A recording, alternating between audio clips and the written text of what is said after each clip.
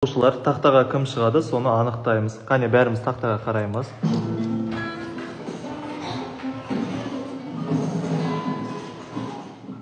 Осы жерден қандай санды таңдаймыз? 7. Қане. Бірінші бізде Адия шығады. Келесі екінші кім шығады, анықтаймыз. Қандай сан балалар? Тез-тез. 4. Диас екінші шығады. Жаттап отырамыз. Үшінші.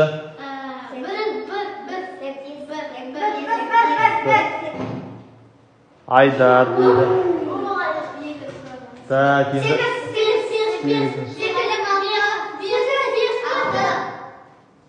Еркежан. Аха.